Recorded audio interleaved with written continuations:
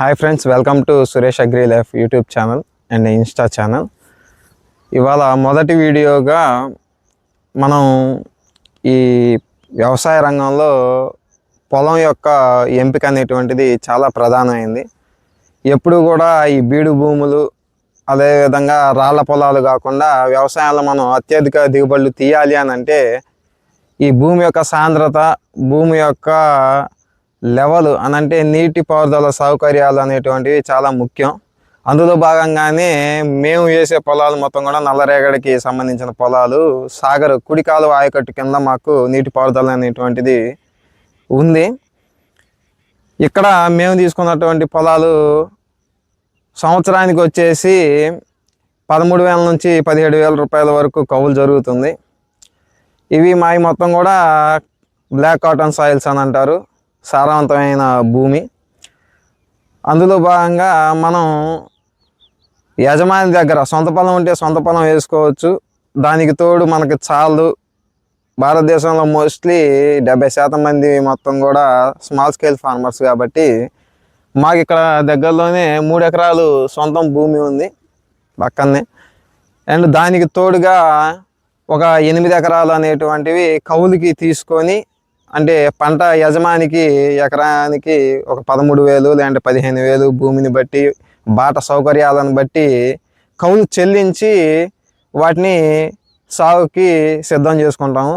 అందులో భాగంగానే ఈ కౌలుకి తీసుకున్న తర్వాత పంట యజమానికి ఇంకా ఎటువంటి సంబంధం ఉండదు.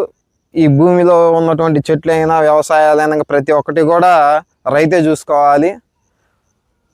అలా ఉన్నప్పుడు ఒక 13,000 కౌలు చెల్లించిన తర్వాత ఈ ప్రీవియస్ క్రాప్ ఈ విధంగా రైతు ఇవ్వచ్చు మనకి భూమి.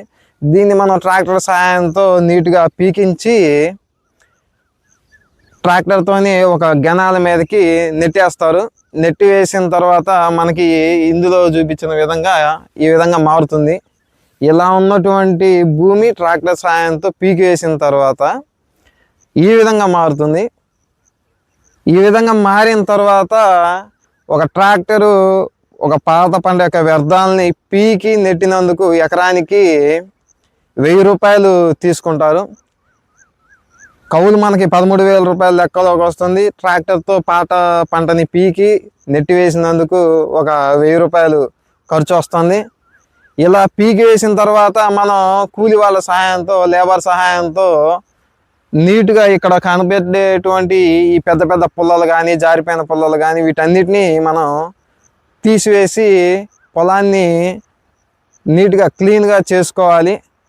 క్లీన్గా చేసుకున్న తరువాత మనం భూమిని గుల్లపరచడం కోసం ట్రాక్టర్ సహాయంతోనే గొర్రులని, గుంటకలు అనేటువంటిది సెకండరీ టిల్లేజ్, గొర్రు, బొచ్చలు, నాగళ్ళు అనేటువంటివి 3 ప్రైమరీ టిల్లేజ్ ఎక్విప్మెంట్స్. అంటే భూమిని గుల్లపరచడం కోసం 3 రకాలైనటువంటి ఈ పనిముట్లు అనేటువంటివి ఉన్నాయి ట్రాక్టర్కి.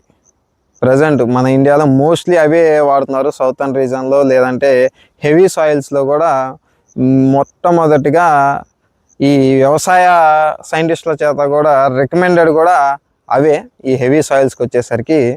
అదేవిధంగా ఈ రాళ్ళ పొలాల్లో ఎటువంటి ఎక్విప్మెంట్స్ వాడాలా, ఈ నల్లరేగడి భూముల్లో ఎటువంటి ఎక్విప్మెంట్స్ వాడాలా, ఈ ఇసుక రేగడికి వచ్చేసరికి ఎటువంటి ఎక్విప్మెంట్స్ వాడాలి, ఈ ప్రైమరీ టిలేజ్ కోసం మీకు ఈ నెక్స్ట్ వీడియోలో క్లుప్తంగా నేను చెప్పగలను.